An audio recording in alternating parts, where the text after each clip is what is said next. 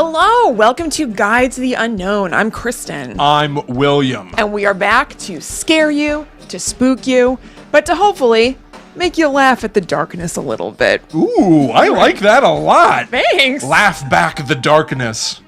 That's how they fight boggarts. This time the darkness laughs back. Yeah. Well, that's not really what we want. If you're trying to laugh away the darkness, if the darkness laughs back, you're like, you're in big trouble, mister. The only weapon I had is failing.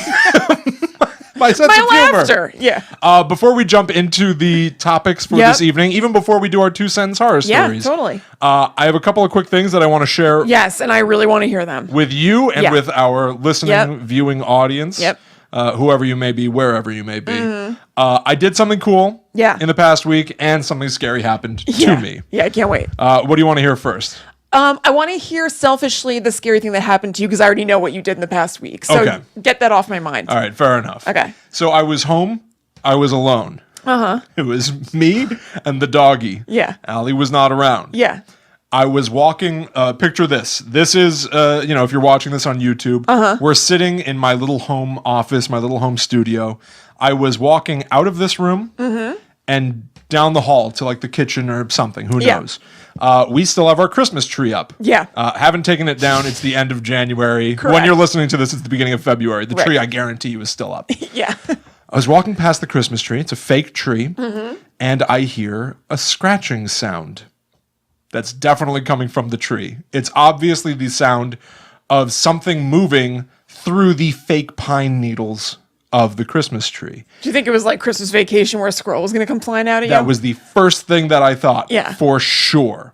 And it made me, it put a chill up my spine, even though it's illogical. There's not a real squirrel in my fake tree. Right. That doesn't make sense. But still. Even still, I turn and look at the tree. And as I look at the tree, I can't figure out what it is yet, but I see something falling down the branches. And I think for a second, an ornament somehow fell out of the tree. Yeah. No. Allie's not around. Yeah. No one is around. Yeah. A $5 bill fell out of my Christmas tree. What? Yeah. Which made me think of, like old bad jokes about like money doesn't grow on trees. It's like, well, it fell out of my fake tree. So that's kind of cool. But it also made me think of, as insane as it is, I admit that this is crazy. It made me think of when they're like a statue started crying. Yeah, that is really weird. It was very weird. However, I've also been noticing strange things around my apartment, things in places where I did not put them. And it's because our landlords are selling our house. Right. And I think legitimately that people have come into this house when they're not scheduled to be in here. Oh, I hate that. Yeah. I noticed today. Like what kinds of things being misplaced? 2 days ago, they had people come in to replace our our smoke smoke detectors and stuff. Yeah. So I saw dust on this table that we record on. And I was like, what is this stuff? Yeah. And I realized, it's dust from the fan. Why is there dust from the fan? Oh, because somebody was standing up there. Yeah. There's a new smoke detector right there. Okay, fine, whatever. However, that was 2 days ago. Yeah. Today, I walked into my kitchen and found a box for a fire extinguisher where I'm very pretty sure there was not one yesterday. I'm sure there wasn't because you would notice that. So that's a weird thing. I think someone came into my house today.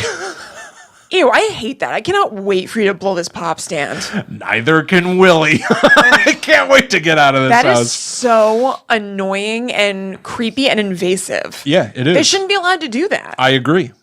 They're not supposed to. No, I know. Yeah. That's horrible. I know, but they would deny it. And I don't have proof. They're like creepy crawling you. Yeah, I'm getting creepy crawled. Oh, yeah. God. And also today, this is neither here nor there, but I scared myself. I spooked myself. Yeah. I was listening to, there's a radio play they made out of the movie Pontypool, which is a zombie movie. I remember you and Ryan Reisman, who's one of our listeners, talking about that once. Love it. Yeah. Very weird. Everybody go watch Pontypool. Maybe it's still on I never Netflix. Watched it. Yeah. You have to check it out. It is a zombie movie in a radio station. So you're hearing this shock jock morning DJ basically break the story about, he's going like, well, it sounds like there's been another case of riots breaking out down at the doctor's office. Who knows what they want, what they're after. It calls to mind refugee. He's like basically like a conservative shock jock trying to scare people, but it turns out that it's actual zombies. It is amazing. I mean, it sounds cool. And they made a radio play out of it, which I was listening to. That's cool. I'll have to listen to that. And it's like 50 minutes long. You can get it on YouTube. I love radio plays. It's the exact same production as the movie. Great. It's the same cast, everything. I think it's the same recordings that are in the movie. Yeah. But since it's a radio thing, they just cut the video, have it only be audio. That's cool. So I was driving home listening to it, like cranked, basically. Yeah.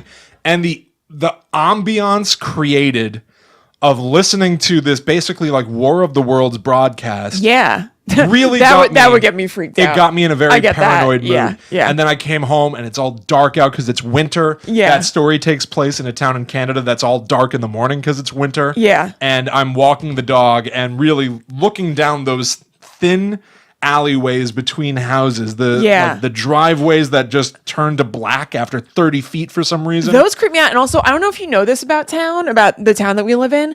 Do you know that there's a back way that goes like all the way through town? What do you mean? How do I explain this? Like a service road? No, walking. Like there's a walking path where like, the streets are all perpendicular to each other, or parallel to each other or whatever. Okay. It starts, nobody else knows what this means, but just imagine, I'm just saying it starts the street. It starts where Ryan used to live. He showed me years ago.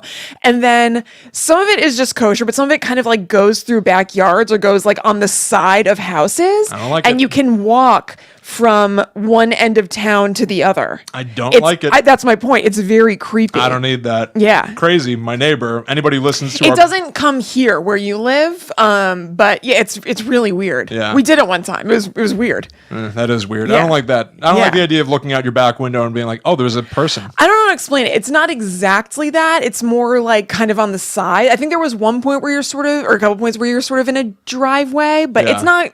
I'm not explaining it right. You're not really in anybody's territory. No, I would. Right. Yeah, but it is strange though. I mean, you're close to their house. Yeah. Like it's weird. I don't know how to explain it. I remember my crazy next door neighbor. Yeah. Who anybody who listens to Book Club Schmuck Club, our previous podcast, is probably pretty familiar with me talking about this person. Yeah. She goes like, "Yeah, there have been people." What it was I got home and I closed my car door and she was like, "Hey." God, like great. It's what she sounds like. It's exactly what she sounds like. Yeah. You've never seen me and her in the same place at the same time.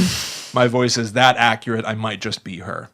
It really is that accurate. Yeah. She goes like, "Hey, what are you doing back there?" I was like, what? I don't know. Getting out of my car and going to my home. Yeah. And she goes, I saw someone snooping around back there, so I like to check now. Oh, good. It's like, oh, good. So now you're the one snooping. Yeah. Not only is there somebody scary in my backyard, but she's the person that's going to take care of it. I got two nuts. Yeah.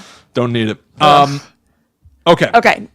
Now here's the cool thing that I did. I'll try to make it short. Yes. So this past weekend, Yep. went on a little bit of a road trip. I went to go check out the headquarters of the company Hunt-A-Killer, who I've done many unboxings for, both their sort of murder mystery series, Hunt-A-Killer, and Kristen and I will be tackling their new paranormal series, Empty Faces. Yep. If you are Looking watching, forward to it. if you're watching our live recording, we're doing that tomorrow night. That's Thursday night at 8 p.m. Yep. On Facebook.com/TheHauntedSponge. Yep. It'll be reposted on YouTube.com/TalkBomb. Anyway, while I was there, it's in Baltimore, Maryland. Yeah. I met CWS, Yep. the host of Hunt-A-Killer's podcast Behind True Crime. Yep. Met her for the first My time good in person. friend. Yes. Internet friend.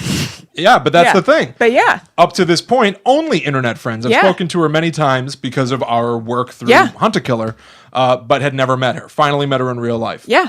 Now, I have been trying to get Allie, my wife, to agree to go to Burkittsville, Maryland for probably, truly, literally a year. Yeah. I am so jealous of this entire trip. I was invited to go and I could not because of scheduling difficulties, and it'll happen someday. Made a big mistake. Nobody could take care of the doggies. I know. It's a mistake that we can fix. Yes. In a few months, we might do another sort of trip. Yeah. So we meet CWS, Yeah. and she starts to say, oh, I know probably tomorrow you're going to have to go straight back to New Jersey, right? And Allie goes, actually, tomorrow we're going to Burkittsville, Maryland. Yeah. And CWS goes, I was going to ask if you want to go to Burkittsville, Maryland. So the next day, we all took a road trip out to this place where they shot the Blair Witch Project. Where it's supposed to have taken place. Yes. Yeah. We were very respectful in a cemetery where they shot part of the movie. Right. And then it was my goal to then go to the woods where they shot the Blair Witch Project to shoot a video for Empty Faces. Yeah. Unfortunately, we found out that would be another hour away. Yeah. So instead, we found some woods around Burkittsville that actually looked very similar. They looked very woodsy and creepy. And shot the video, which I think came out pretty cool. Did a little special effect for the first time ever. That came out really well. I was pretty pleased. Allie basically came up with the whole schlemiel. I teleport in this video that I made. Go find it. It's the unboxing for Empty Faces episode 1. So anyway, long story short, if anybody's familiar with the Blair Witch Project, there is a part where the amateur filmmakers wake up and find stickmen, these like voodoo doll effigy things hanging from trees. Yeah, like if you've seen the Blair Witch Project, you can picture it. It's the major iconography out of the Blair Witch Project, other than her nosy. Yeah, booger nose. Yes. I'm so sorry staring into the camera. Yes. So anyway. If you've been following our work for any length of time, I've done that a number of times. I think that's true. Yeah. So anyway, I wanted to take sticks from the Black Hills Woods, where those characters supposedly got, eaten by the witch, basically. But like I said, we didn't actually go to those woods. Right. So I did the next best thing. I took think good enough. Some sticks from Burkittsville, Maryland. I think it's still a similar vibe. It's still from Burkittsville. You still saw the cemetery. I feel like that somehow lumps it into this like authenticity. I think it's passable. Yeah. If you're listening only on Apple Podcasts or Spotify, I'm literally holding up stickmen that I made the other day while watching the Blair Witch Project for the 1 millionth time. Right. What could be better? Yeah, Kristen, hold up that third one. Okay. That's the one that I particularly enjoy the proportions of. I think that's the best one that I did. YouTube version is going to be the best to be able to see these things. Yeah. But well done. I'm considering whether or not hiding one of these on the property when we move out. Oh my God. Right? Yes. Or, it's the opposite. Do this one. It's little. Yeah, this teeny one. Yeah. Maybe I want to get rid of the giant one. Actually, yeah, you do. I have no need for this huge one. Put it in your creepy garage thing that has like weird practice signatures of pink. Somebody wrote pink all over the walls. Yeah, my house is very strange. It's really weird. Anyway, those are my little weird stories from the past week. It's awesome. A lot of fun little goofy horror things. Yeah, seriously. It was a good week. Yeah, it was a good week. Yeah, good week in horror. Yeah. And then also, I would like to say that we got really, really cool listener mail from our listener, Nick. It's a book called Fungus the Boogeyman that is apparently like a British classic. So thank you so much, Nick. This rules. Yeah, it's evidently a no-brainer story, like commonly read, popular children's book. It's like the UK Where the Wild Things Are, he said. Oh. Yeah. Okay. Yeah, it's like that classic. So everybody knows it. Yeah, it's really awesome, and it's a weird boogeyman thing. Yeah, cool. So it ties right in. Yeah, thank you very much. Yeah, Nick. thank you. I think that marks the first time we've ever gotten We have, but we have more mail coming. listener mail. Yeah, evidently that's true. I know. Yeah. Very nice. I don't know if we should say where people can send stuff. No, but you can I love ask the me. idea. You can message me and ask where to send it if you would like to. But yeah, it's really cool. It was fun to get that mail. It was cool. Yeah. Yeah, it's exciting. Yeah. Okay, last order of business before we dive headfirst into our topics for the evening. Kristen, it's time for two more two-sentence horror stories. I'm already scared in short order. I sit with a stack of index cards in front of me. You happy? I'm very happy. I've been trying to get these props going for a while. I feel like Karnak. Yeah. Oh my God. Mount Baldy. Mount Baldy. What Yul Brynner's wife does on her wedding night. Oh my God. Is that a real one? I probably think Norm is, right? Macdonald came up with that. Oh, okay. But it's good. If anybody knows who Yeah, because I Karnak did not is. think you came up with that off the top. Hey kids, remember Karnak? So I don't know if we want to just take them from the top, but if you want to flip through there and just pick one at random, we've got some 2-cent stories written by other podcasters. Yep. A couple written by some listeners that I just really enjoyed and that were very cool. Yep, I'm doing a little shuffle. Yep. And okay. So I'm going to read one from Steven from the podcast Trace Evidence. Every week for 10 years, people would see the solemn woman visiting her husband's grave, gently laying flowers on the stone. Only she knew that the casket buried beneath her had been empty for the past 8 years. Yeah. So 10 years ago, dead. Something happened 2 years later, and Right, that that there's casket's nothing empty in now. there. Yeah. Love it. I love it. That is very good. That's a Norman Bates situation. It is. It's Yeah. a story that begs questioning. Yeah. Which I feel like usually is like maybe I'll pick another one that's like cut and dry. You get the entire gist. That one you go like, why is that casket empty? Well, that's that. It's like that classic like baby shoes never worn story. Yeah, you're right. Yeah. There's a whole world. Yeah. For sale, baby shoes never worn. Yeah. Yeah. But at the same rate, you get some element of closure from that at least. Yeah. All right. And this other one is from Scott Thrower from Fairy Tales for Unwanted Children. Sweet. Mother was always there to greet me when I came home from school, sitting at the kitchen table. Her funeral didn't change that. Dun dun dun. Huh. Kind of in theme. Yeah, a little bit. Yeah. I'm not in my casket, Bubba. Both corpses at home. Want a Snickers? Presumably. Want a after school Snickers? Hungry? Why wait? All right. All right. It's it. topic time. Yeah. What are you saying? I'm going first? Yeah. All right.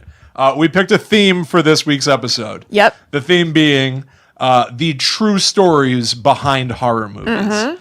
So, Kristen, I picked one that I know you would hate on the surface, at least.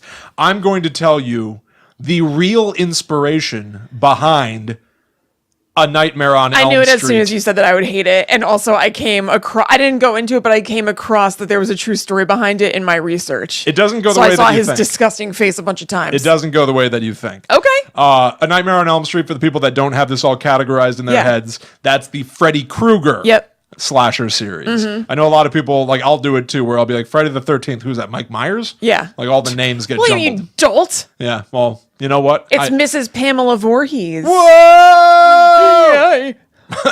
That'll get you out of a jam if a bad guy ever calls you. Yeah, that's true. Yeah. Yeah, if somebody calls asking you some horror trivia, you know what's you'll up. be all set. Don't be no fool. So this movie was released on November 16th, 1984. It's about Freddy Krueger, a dream demon with a razor glove, razor hands. And he comes after kids in their dreams to kill them. Kristen, I'm going to ask you what you think. What direction you think I'm going to go in. In what way could this possibly be based on a true story? Sleep paralysis? Ah, very good. Is it? Yeah, No. very, very good. Okay. Yeah, basically. It goes a lot deeper than just sleep paralysis, Yeah. but that is where we will be going. All right, cool. However, I do want to address something right off the top. Please. There's a rumor going around, both a picture and a little story that tend to get shared a lot, claiming that the real story of Freddy Krueger in real life is that he was based on an actual serial killer named Frederick Krueger. This story claims that in the 1800s, Frederick Krueger killed at least 20 children using a gardening claw. Okay. Whatever that is. He lived in an abandoned factory. So I'm guessing this is not true. It's not true. This is not true. I want to address it, though, because I think people out there might think it is true. Right. He lived in an abandoned factory and was eventually caught, tried, and found to be criminally insane.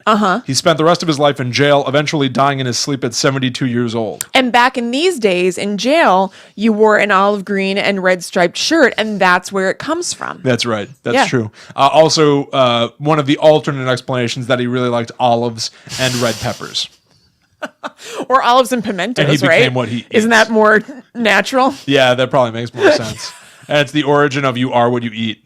But it's just that he wears clothes that olives. look like that a little bit. Oh no, I became what I ate. And olive. Oh, that's my 2 cents horror story. I really liked what I was eating and then I became what I ate. Oh no. What would you become quick? Pizza. Yeah. Without a doubt. Is there any speculation otherwise? Cheese. Meatballs. Just any sort of meatballs. Yeah. So here's the real story that inspired A Nightmare on Elm Street. Yeah. Wes Craven, the writer, director of A Nightmare on Elm Street, R.I.P. Yep. Rip Wes Craven. Yep. Was asked how he came up with the idea of the Dream Demon. And he said, I'd read an article in the LA Times about a family who had escaped the killing fields in Cambodia and managed to get to the U.S. Things were fine. And then suddenly, the young son was having very disturbing nightmares. He told his parents he was afraid that if he slept, the thing chasing him would get him. So he tried to stay awake for days at a time. When he finally fell asleep, his parents thought the crisis was over. Then they heard screams in the middle of the night. Ew.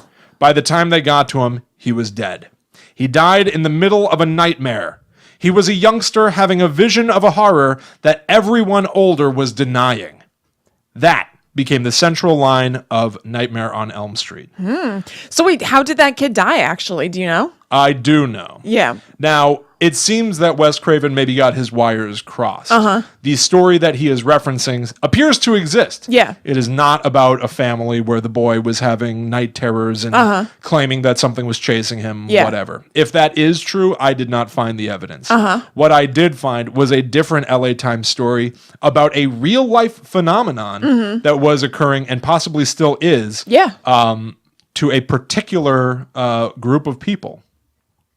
In 1975, a lot of Southeast Asian refugees came to the United States. A communist dictatorship took control of their country. Yeah. So they come to the U.S., seeking a new life, safety. And in one case, I'm going to say some words that I don't know how to pronounce. So, forgive me for that. A group of Hmong, H-M-O-N-G. Okay. Refugees came to the U.S., a group of 18. All 18 refugees were found dead in bed. The cause of death was a condition known as sudden unexpected death syndrome.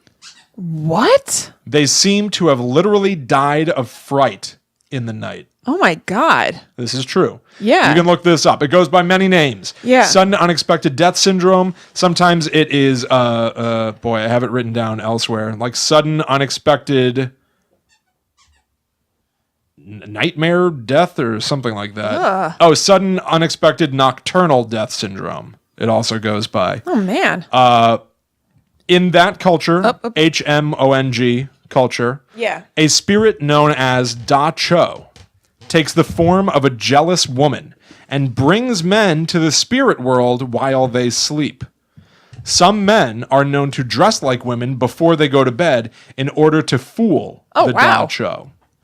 So it's literally as if you're being, you're drifting off to sleep and the Sandman comes to take you away to the land of Nod. Yeah. Except that means Like, kill you. yeah. Take you to the spirit world. Yeah. The land of Nada. Yeah, the land of Nada. Yeah. Now, this is a phenomenon that's completely real, and for whatever reason, and I have some explanations, but it seems to specifically affect Southeastern Asian countries.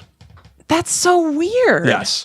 It essentially boils down to the real life reason. Yeah. Is that it boils down to what is I've read as being termed a birth defect of the heart. It's a cardiac issue.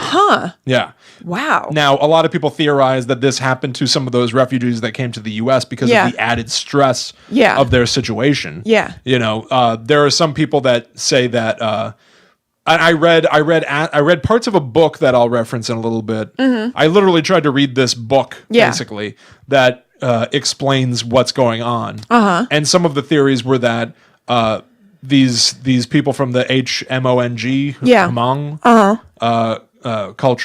culture came over and they were stressed out because they couldn't practice their religion anymore. But also they were hesitant to seek out medical attention because they didn't know what the hell was going on over here. Right. And so that just made them more, at risk for something horrible. like this to happen. Yeah. But there are a lot of interpretations of what's going on because it's not just those 18 people that died. There are some sources I read that said that this was a leading cause of death. It was above even automobile deaths. It was very, very common. Just for the Hmong people? For a lot of Southeastern Asian people. My God. Weirdly enough, a lot of the sources I said, not people from China. Yeah.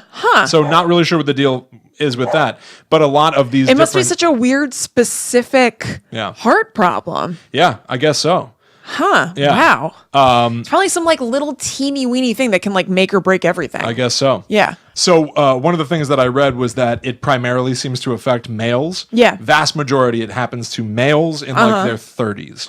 And it will happen to you either just as you're going to bed or when you're waking up in the morning.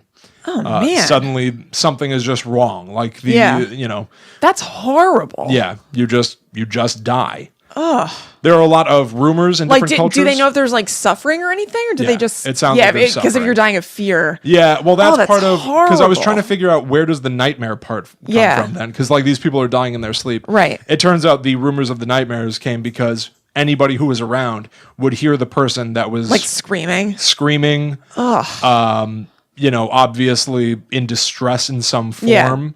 And so they went ahead and they're like, nightmares. Yeah. And I actually found newspaper articles, old newspaper articles from the 80s that are like, yes, indeed, nightmares could bring on sudden, unexpected death syndrome. Oh, did everybody freak out?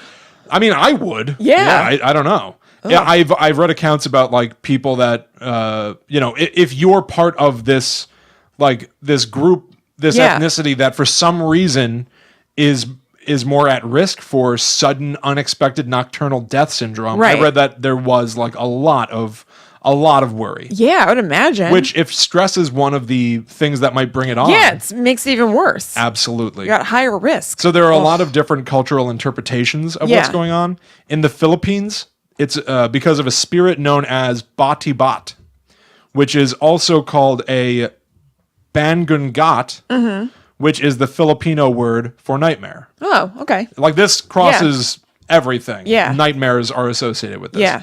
It takes the form of a hag and sits on a victim's chest or face, suffocating them to death. Yeah. It's a form of sleep paralysis, as you said, and just casually mentioned, it's also a form of hag syndrome. Oh, chill. You know, hag syndrome. Well, I know in sleep paralysis, it's really common to like sense or hallucinate or dream or whatever, like an old woman sitting on your chest. Yeah, that's what hag syndrome is. Yeah. Yeah, exactly. I did read that one of the supposed ways that you can stave this off, you should bite your tongue and wiggle your toes to try to get out of sleep paralysis. So is that or else you'll die of suffocation. So is that like pushing your tongue on the roof of your mouth to prevent or to get rid of brain freeze? Yeah, I guess so. Okay. Yeah, it's like, Well, is that an actual like recommendation, or is that that's like the medical recommendation, or is that like a traditional? I think it's like a traditional. Okay, gotcha. Yeah, exactly. Because I would assume the medical thing is like, hey, why don't you come in and let's do some we'll do. Well, no, but like in the moment, like who knows if there's some weird like how to escape where they sleep figured out like how to deal? short circuit something in your brain. Yeah. That I do not know.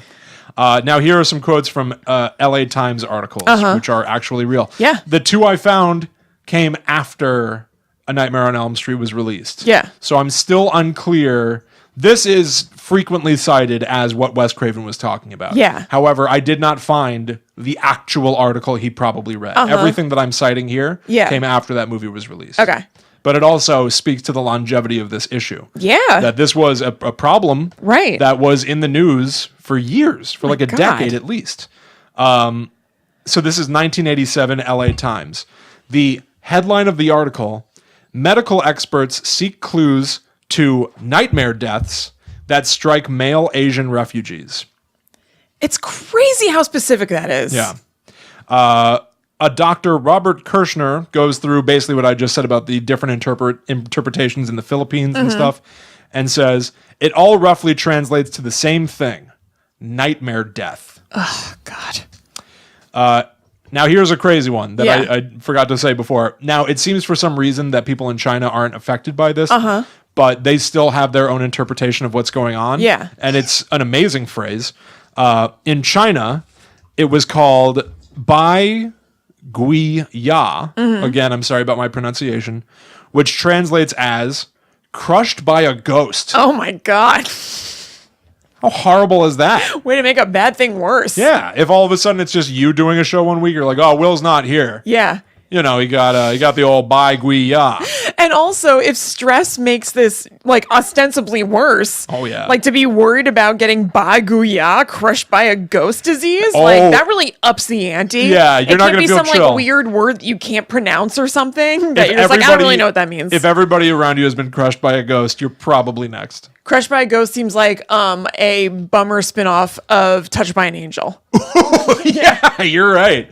I love it. Yeah. Let's get working on that. Okay. I don't know what the hell that would be, but I'm not sure. Coming up on Crushed by a Ghost. Who was the person on Touched by an Angel? Oh, I have no idea. I don't know. Angel from Buffy. Now, here's another quote from that same doctor. These are all healthy men with no previous symptoms. The average age was 33. The situation is almost always the same. It only occurs in men, and it only occurs in their sleep. Man. The report is they cry out and die or are found dead the next morning. In 1988, the LA Times reported on this once again, saying 98% of the deaths occurred between 10 p.m. and 8 a.m. Mm-hmm. It's all... That seems right. It's all around sleep. Yeah. If it's all around sleep, I'm not surprised by 10 to 8. I know, but it's still just crazy that it can be isolated that specifically. You know, like you would think that maybe if this were happening during the day, it's like, oh my gosh, he just dropped dead there, whatever. Yeah. But maybe people would especially pay attention to it because it's like we all went to sleep, woke up, and several of us were dead. Right. And that might put the emphasis on it being a sleep-based thing. Yeah. But really it's happening at all times a day. Yeah. But no, no, it's literally only during sleep. Exactly. Yeah. Well, you know what's kind of, I mean, it's not the same whatsoever, but like Crumbs, my dog, has epilepsy, so he has seizures, and those like 99% of the time happen in his sleep. Like he'll just be sleeping and then he just starts having a seizure. That's so weird. Yeah, there's something about like some of the stuff that I read in here made me think of Crumbs a little bit. Where they say it's like for some reason it's when you're on the cusp of falling asleep or on the cusp of waking up. Yeah. And it has to do with like the electromagnetic pulses moving through your body. It's like the same kind of thing. Something just doesn't connect. Yeah. I mean, or something over connects too much. I don't know. I think that at least with seizure disorders, I think it's an excess of electrical activity. Oh, is that right? In the brain. I think so. It's crazy. Yeah. And then the last thing that I've got, if anybody wants to learn more about this, because honestly, it's fascinating. Yeah. It's something that I had heard this story, the Wes Craven story, you know, several times over the years just because I'm a fan of horror. And I've periodically heard people share that story. Never looked into it. Knowing more about it makes it even crazier and even more unexplained. In a weird way. So I found... I'd never heard of this. Wikipedia references a book written by Bruce Thaupow Blyatkat. Okay. Called Hmong Sudden Unexpected Nocturnal Death Syndrome, A Cultural Study. And you can find a lot of the excerpts from his book online. I think there's even like a PDF of the whole book. I flipped through it a good amount. It is fascinating and strange, and even at the beginning of his book, he's like, I'm not seeking to explain all of this right now because I can't explain all of this right now. All I hope is that my book encourages other people to do their own research and hopefully figure out why this is happening. Because it feels like, even though we know that it's some sort of a cardiac related issue, with the heart, with for some reason this particular genetic defect for people from this particular quadrant of the globe, it still is like, what is going on? So how often is it still happening now? Like as frequently? I don't have an answer for that. I don't know. Yeah. So was it just that they had access to the data to see that boom because so many people came over during that time? I guess. The first documented case was in 1977. Right. So it seems like it does... why wouldn't it still be going on, basically? Yeah, I guess so. But like, I also don't know if that means that, you know, maybe it wasn't happening while people were still in Southeast Asia. Maybe it was the stress, the nightmare of having to run out of your home. Yeah, that's because true. Monsters are taking over and running you out. To come to a new place where, I mean, let's be honest, people probably aren't treating you the nicest. And you're not able to live the life that you were used to living. That's awful. You know, like, I don't know if those are the contributing factors that make it appear, or if it was always happening and the first recorded case is just because people in the US started going like, wait, what is this? And maybe it was almost a weird fact of life or something. Or maybe it's not even true that it's the first. What I read was that it was the first documented case in 1977, but I honestly... Maybe it's just the first, like, you know, like U.S. documented case or whatever. Exactly. Like, I don't know. Wow. But yeah, real wild. Yeah, that's crazy. And evidently that is then what Wes Craven took and turned into, like... Which, in a weird way, is... locked in a horrible dreamscape. But also not and then he can kill you from within your dreams, right? But not even just that. It's like, it feels like a very sort of classic thing about humans trying to understand the unexplainable by putting a face on it. And being like, it's not something that's just happening to you. It's this thing that's doing it to you. Like, it feels, this is a little out there, but it feels like when people say like, Yeah, no, like the winds are controlled by this god, whatever. It's like, Yeah. the person Yeah. Yeah, the person that's responsible for these people dying in their dreams is a person. Right. It feels like one of the oldest kinds of storytelling. Yeah. Yeah. That's really cool. Yeah, kind of crazy. Yeah. Kind of crazy. And then that became, this guy who's, rapping novelty rap songs on cassettes and people love him and it's true. Not this people. Yeah, not Chrissy. I really don't like A Nightmare on Elm Street. I know you don't. I like it. Yeah. I enjoy it. Many people do. I think I'm an outlier. Yeah, I think that's true. Yeah. But yeah, there you go. He's too disgusting. He is disgusting. I will give you that. I can't do it.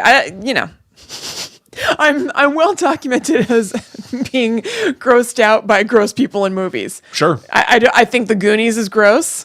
Yeah. I don't like it. Yeah. It makes me feel bad. It's just like, it doesn't feel good. Throw Mamas I would say in it? Throw Mamas in it. The lumpy guy. It's just like not good. Throw Mama from the Train. Yeah. Who's, of course, plays. There's something else. Throw Mama. There's something else I can't recently. It's like a classic 80s movie that my friends love. That I was like, no, I don't like that. It's disgusting. They were like, ugh, that's right, of course. Yeah, I'm in particular not a fan of any sort of wet puppetry.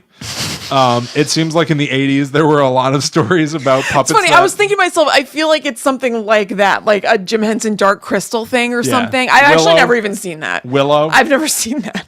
I've seen enough to know that I don't need it. Yeah. That one music video about Ronald Reagan being I hate that. That is wet sweating puppetry. in bed. Yeah. Very shiny puppetry. I don't like wet puppetry and I don't appreciate it. Me neither. I'll say no to it. And I don't need it and I don't want it. Every time. Thank you. Thank you for listening. I've been dabbling in wet puppetry. No. No. Not for me. Not dry puppetry? No. Dry puppetry's great. I'm a fan of dry puppetry. Yeah. If it looks like it's a fire hazard, it's for me. Huh? Oh boy. Real felty. Yes. Okay. All right. So I'm going to tell you, this is very timely, today in real time on February 2nd, when this comes out, the movie Winchester will have debuted. The hell is that? It's the thing about the Winchester Mystery House starring Helen Mirren inexplicably because it looks like crap. Oh my God, that's that? Yes. Who's But the story is so sweet. Okay. It is so have you never heard of this before? I've seen the trailer and I knew that people were being like, Helen Mirren in a scary movie? What's going on? It was partially me saying that. Oh. I posted that on our Guide to the Unknown stuff. Yeah. And it's not necessarily that Helen Mirren's in a scary movie. What's going on? It's that Helen Mirren is in a scary movie that looks like crap. Yeah. And she has a gravitas and a higher standard that I'm surprised in like a Twisted Pictures or whatever. Right. Yeah. Yeah, it's weird. You think she just wanted to have fun? Yeah, maybe. Horror used to be fun. I would be more inclined to believe that if horror were still fun, I guess. I know. She just looks, it's so random. Yeah. Like it just looks like a generic, like crappy horror movie, but then like Dame Helen Mirren is there. Damn. Helen Mirren's in this? I think she's a dame.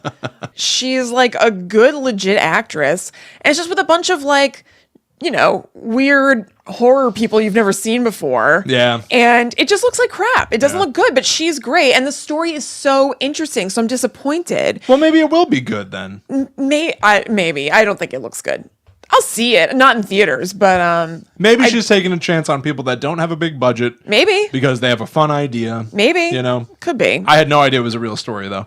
Oh my God, I can't believe you don't know about this at all. I did not know about it. I looked at it and I saw what looked like a knockoff of The Woman in Black or what was it called? Like It's not Nob Hill. It wasn't Nob Hill. What? Nob Hill. Wait, is it Notting Hill? It can't be Notting Hill. Notting Hill is where Julia Roberts is like a famous actress and she slums it with Hugh Grant. It was Crimson Peak I was thinking of. Crimson Peak. I can see that. Yeah, I can see that. Not Nob Hill. Not Nob Hill or Notting Hill. Someone took all the doorknobs. How could it be Nob Hill without the doorknobs? Dear me. That's all I have to say. Dear me. I can't get in the door. The bloody knob is gone. Just lightly put out. Yeah. What the hell? Okay, I'm stoked that you don't know about this. This is crazy. All right, you are going to have to look up all the visuals. I'm not going to go into it too much because it'll be boring to, listen to. So the thing is, Winchester is based on the Winchester Mystery House, which was built by Sarah Winchester, who had been married to the heir to the Winchester gun fortune. Okay. So it was the son of the person who, invented Winchester rifles, and they were called like the rifle of the Civil War. So they were super popular. They were used in the war and then just popular in general. So this was like an insane fortune. Okay. So she married this guy. They had a lot of tragedy in their lives. They had a baby that died a few months after it was born because it had this weird rare disease where it was malnourished no matter what it ate. Basically, what she ate is a baby named Annie. And then her husband died 15 years later from tuberculosis. Okay. So then at that point, so here's the commonly told story. And it seems like, well, first of all, it doesn't just seem like, it's not confirmed at all. Like, it's a good story. It keeps getting passed on, but there's no proof of any of this part of it that I'm going to tell you, the origins of the house. The house itself obviously is what it is. It's this crazy house that I'll get into more, but it has staircases that literally go to a ceiling, doors that open to nothing. There's one door where it's just a drop. Yeah. Teeny doors that open to huge rooms, huge doors that open to teeny rooms. It's a sprawling labyrinth of an estate on 6 acres. Yeah. So I'll get into it more. But so Little H.H. Holmes-ish. kind of. A little murder kind of. castle, impossible architecture. Yes, very much so. Yeah. But not nefarious in any way. How is it not nefarious to open a door that doesn't lead That's anywhere? that's the only dangerous one. There's only one dangerous one? Yeah. Otherwise, it's just like, oh, I bonked me head. This staircase doesn't go anywhere. Pretty much. Why is there one that's like... Well, because there would be rooms made and then just not finished. Like there are these just like unfinished areas of the house and everything. So it's just an unfinished area. Okay. Yeah. That's crazy. It's crazy. So the legend is that after her husband died, she talked to a psychic. And this was also during the time of spiritualism having this big boom, especially among wealthy people. This was like the mid 1800s that this happened. And around the time of the Fox sisters, which we talked about in a previous episode.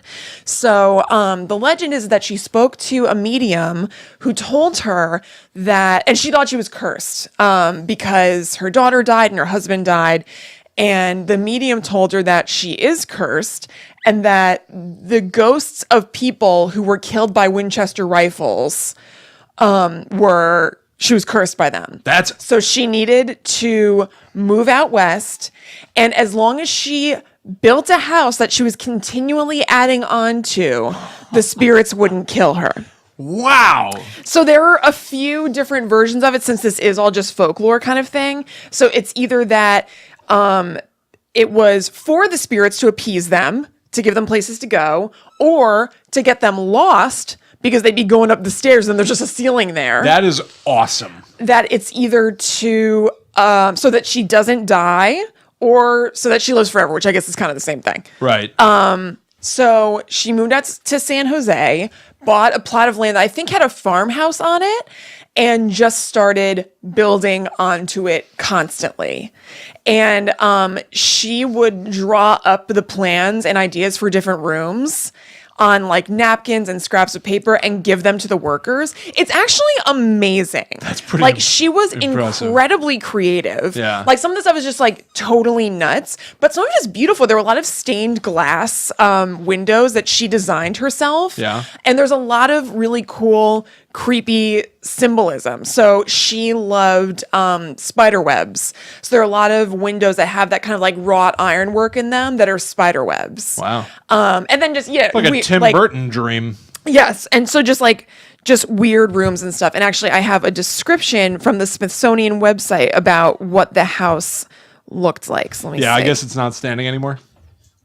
No, it is. It is? Yeah, it's an attraction. You can go tour it. Oh, come on. Yeah. Okay, so here are some examples. A staircase, one of 40, goes nowhere and ends at a ceiling. Cabinets and doors open onto walls. Rooms are boxes within boxes. Small rooms are built within big rooms. Balconies and windows are inside rather than out. Chimneys stop floors short of the ceiling. Floors have skylights. A linen closet as big as an apartment sits next to a cupboard less than an inch deep. Doors open onto walls. One room has a normal-sized door next to a small child-sized one. Another has a secret door identical to one on a corner closet. It could be opened from within the room, but not from without, and the closet drawer didn't open at all. Details are designed to confuse. In one room, Winchester laid the parquetry on the floor, the floor, in an unusual pattern. When the light hit the floor a particular way, the dartboards appeared light and the light boards dark. Bullseye windows gave an upside down view of the world. Even these basic truths of up and down and light and dark could be subverted. That's amazing. So at one point, the house was 7 stories. And then there was a really bad earthquake in, I don't remember what year. And the top 3 floors were leveled. And so they decided to just leave them off. So it's 4 stories. Okay. It is humongous. Can people stay there? I think you might be able to. Like, there are definitely a bunch of different kinds of tours that vary in price. I think it's kind of expensive to tour because it's 6 acres. It is huge. I'll tell you real quick. It has 161 rooms, 10,000 windows, 47 fireplaces, 13 bathrooms, 6 kitchens, 3 elevators, and 2 basements. Now, you say that, but some of these things might not be real bathrooms and stuff. Right? Well, no, I think that's like the finished stuff. Another false bathroom. What have I done? Why do I assume they're British? Are they not? No, they're not. Is Helen Mirren British? Yes, that's why. Maybe. There you go. Yeah. That could be why. Yeah, can you imagine being like, is this a real toilet or not? Well, also, a bunch of the bathrooms have glass doors. Oh, imagine that. No thanks. Yeah. Now it's starting to sound like 13 Ghosts again. Yeah, it kind of does. A little bit, kind right? It does. Yeah, totally. Yeah. I think there was some, stuff about not wanting anything to be able to sneak up on you or something like that. She also slept in a different bedroom every night. And the, again, idea behind that was that she was evading the ghosts. Was she okay? Yes.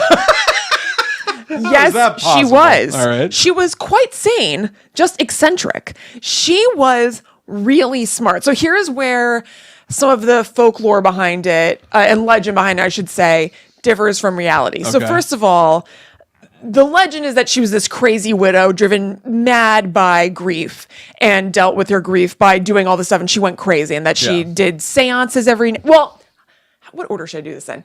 Okay, so I'll tell you some of the legend behind it, and then I'll tell you a little bit about the supposedly real stuff, because again, none of this can really be confirmed. There are some things that help cement it, but so the legend that's broadly told about it is that she built all these rooms, there's all this crazy stuff, and that she would consult the ghosts every night to get instructions for what to draw out and give to all the contractors and builders and stuff.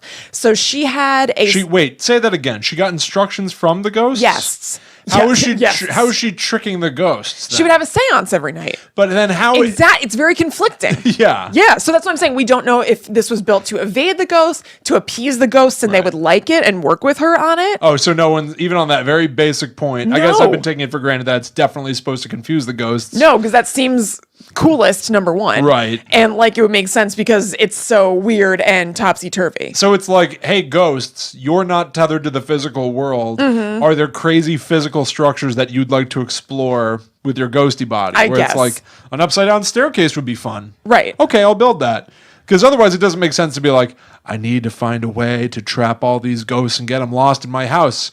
Right. Okay, I'll hold a seance to ask the ghosts how I should trap them. What will fool you? Right. Build another hallway that leads to your bedroom. I won't find you there. Right. I trust you. Another hallway, Tim. It's basically... I'll get right to it with my friend Al Borland. Oh, God. Worst ghost ever. This is a Tim the Toolman Taylor joke. No, I got it. I saw him wearing a picture of a fedora with a feather in it. You saw him wearing a picture of a fedora? Oops. I can't afford them since my show got canceled. I wear pictures now. That could only be an improvement. Yeah. But a home improvement. And she did a lot of home improvements. Yeah. What are these, Binford? Okay, all right, enough. Okay. So yeah, it's all over the place, this legend. It basically is like ghosts, crazy lady, then these like rumors that don't make sense with each other.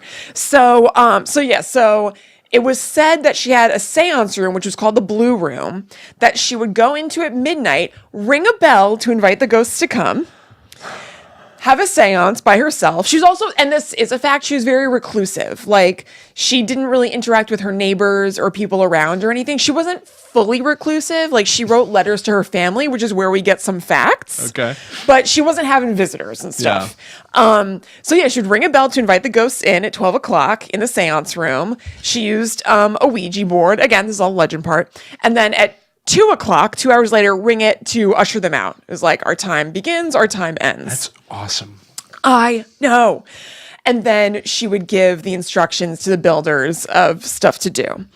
Let me see if I'm missing anything else about just legendy stuff. I don't think so. Okay. So that is all the ghostly stuff and the like ghost seance spiritualism version of why she did this stuff. Okay. I think that there is some combination of all these things that might be the truth, because I just don't understand why this would have happened without some of these aspects in there. What do you mean? Like you're about to say a Chrissy theory? Yeah. Well, I'm about to say some true stuff about her life. Okay. And then another speculation thing. Okay. So the deal is, she was sane. She wasn't a crazy woman who was wrecked by grief. I mean, I think she was really grief-stricken and very dramatic and very odd and eccentric, but not insane. Because there are letters that were found that she sent to her family where she seems totally together insane, just kind of a weirdo. Yeah. All of the workers who worked there, she was super generous with. She paid them 2 to 3 times what they would normally be paid elsewhere. That's awesome. Because number one, she's giving them something really wacko to do. Yeah. And number two, long term, like a lot of them stuck around for a long time. I would. Completely. Even if she weren't paying me like double or triple or whatever. Yeah. I would just be like, you want me to put a fake cabinet in? Well, some people say it was annoying. Like it was just like frustrating. There's just always something going on. But she was really good to them and paid them really well. Yeah, but I feel like if you can get on that wavelength and just be like, what are we building today? Yeah, it depends on the person. Yeah. I'm sure some people were like that. Yeah. But yeah, really, really nice to her household staff. And like loved her family. You what you do. Yeah. You're like, I build things that don't work. Right, basically. I build tiny doors to huge rooms. All day. I don't even know if I could build a normal house anymore. Yeah, their vision is probably just totally skewed by the end of this. Yeah. Yeah. But yeah, and so she, it doesn't seem like she was nuts. It seems like she was just kind of eccentric. She was incredibly smart. So she grew up in New Haven, Connecticut. And by the time she was 12, she knew how to speak 4 languages fluently. She was like an accomplished musician. I could not find what she played, by the way, but whatever. She was really into literature like Shakespeare and Homer. Actually, there's a Shakespeare quote in the house on stained glass, which hang on. Yeah, she designed a window for one of the ballrooms. Does she have any Homer quotes? No, believe it or not. Like, donuts. That's exactly what I was going to say. Donuts? Yeah. Okay. So... The house teems with illusions, symbols, and mysterious encryptions. Its ballroom features 2 meticulously crafted Tiffany art glass windows. Here she inscribed her most elegant clues for us. The windows have stained glass panels with lines from Shakespeare. One reads, "These same thoughts people this little world." It's from the prison soliloquy in Shakespeare's Richard II. Deposed from power and alone in his cell, the king has an idea to create a world within his prison cell, populated only by his imaginings and ideas. Wow. So, that kind of fits in with this. Sure. I think she was just really smart, really well read, had all these references for things, and I think that she had all this money and kind of had whims and decided to go with them. Yeah. I think it's not impossible that she was also a spiritualist and that played into it somewhat. But I don't think she was a crazy person. I mean, if she really was having seances all the time and ringing bells to welcome the spirits, I mean... Well, we don't know that, though. That's not fact. That's just legend passed down. So you're saying, like, even forget don't even think about the word ghost nothing. at all. We know nothing as far as it pertains to ghosts and spirits and seances and everything. That's just legend. That's not written anywhere. She didn't write to any of her family saying like, oh, had 6 seance from 12 to 2 last night. It's just purely legend that could be born of people seeing this crazy house and being like, But it was also, I mean, she did, like, that was during the time of the spiritualist movement. So it kind of fits. I mean, I am kind of inclined to believe that there was some aspect to that. Also because there are weird symbols and things like that represented throughout the house. Like all the spider webs, that's very occulty. The numbers 7, 11, and especially 13 appear in the house a ton. So the number 13 appears the most out of those. Most windows had 13 panes. The walls had 13 panels in most of the rooms. The greenhouse had 13 cupolas, which are like those things that raise out of a house, almost if you imagine like a lookout kind of thing. Candelabras were altered from having 12 spots, which is kind of common, to having 13 for candles. Many floors had 13 sections. Many rooms had 13 windows. And all staircases, except for one, had 13 steps, which was this staircase that was this really wide but very small stepped staircase that had 42 steps, which with standard stairs would normally be enough for 3 stories, but actually only rose 9 feet because it just wound around itself. That's so weird. That could also have a practical reason. Something we know about her is that she had really bad rheumatoid arthritis. Oh, so she could only take little steps. Yes, and she was only 4'11". She was teeny tiny. Yeah. So little steps. And then that also plays into something that was true about her. And it is very occulty and weird and dramatic. She always wore a black veil and black gloves, lace or otherwise. It said that the gloves were to hide her arthritic fingers. Because when some people have rheumatoid arthritis, they become really like warped. Yeah. And she wasn't into that. Wasn't into that scene. I'm not having that. No. And she would fire workers if they happened to see her without her veil on. Oh my God. And that's like a thing. How is that not like the first thing you said? There's a lot of information here. When I was researching, above all else is one of the most alarming things to me. I know. You've seen my face. It's so scary. When I was researching, I felt like me and the research were the Winchester house itself. Yeah. Because this went in so many directions. I'm all over the place telling it. I was all over the place researching it. Cool. I have notes crossed out because I was like, I can't get into all that. And I decided that I did want to get into all of it. And I'm going to tell you what it is right now. Okay. So here's another theory to put in your little pork pie hat about what was going on with this house. So she grew up in New Haven. She was very cultured, very in that scene. Actually, as she got older, the socialite people in town called her the Belle of New Haven. And she met her husband. He also lived in New Haven. They were like in the same circles. And she ended up going to the ladies' version of Yale at the time because couldn't be a lady at college. It was called the Young Ladies Collegiate Institute. And Yale and New Haven in general around that time had a lot of Freemasonic ties. There were a lot of Freemasons about. And Rosicrucians, which I did not know what that was. Rosicrucianism in the 17th century is when it started.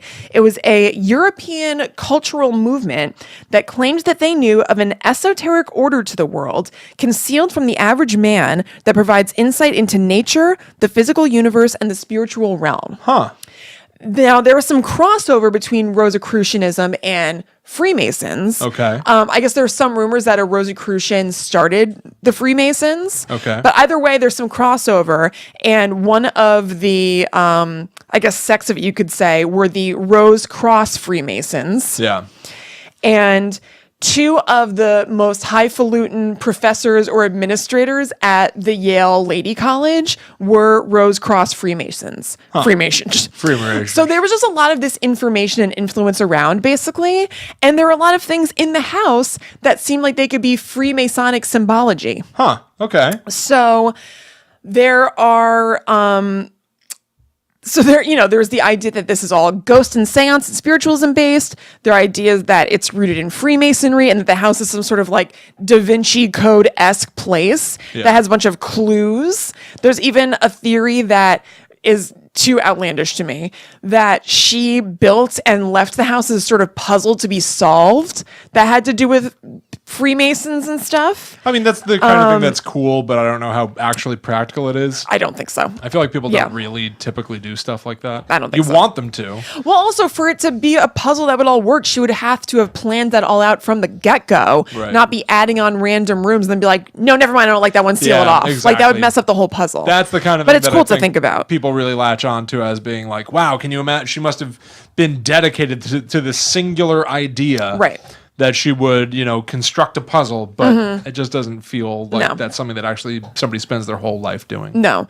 But there is a lot of really cool symbolism that kind of corresponds to Freemasonry, like their sacred geometry in designs of things, like the floors. Apparently prime numbers 7, 11, and 13 factor in strongly. And the Freemasons' philosophical ideal is that it is the glory of God to conceal a thing, is the glory of kings to find a thing. And there are all kinds of like hidden little things in the house. Just like little, it's just like there'll be little Easter egg hunt. A doorknob that's like the face of a god. Sweet. Like, yeah. that rules. It's totally awesome. Yeah. So that it's all over the. Oh, okay. I know how I wanted to finish off. So it's all over the place. So a lot of stuff. And then there are ghost stories about the Winchester Mystery House being haunted. They're mostly pretty basic ghost stories where it's like there's a cold spot. Okay. Yeah. Like hearing somebody breathing or whatever, seeing an old lady in lace and stuff sitting in a room, either in the blue room, which was the seance room, or her bedroom, which is where she died. Okay. There was a story where somebody was like, hey, because it's a fully functioning like tour place now. So it was like, hey, I didn't know there was going to be an event here. And somebody's like, what are you talking about, Janice? And she's like, I saw somebody dressed up like old lady Winchester in her bedroom. And they're like, Janice, there is no tour scheduled for them. Basically those things. Right. And one that seems to be the most common is seeing a handyman repairing stuff around there, just like building onto things, doing his work.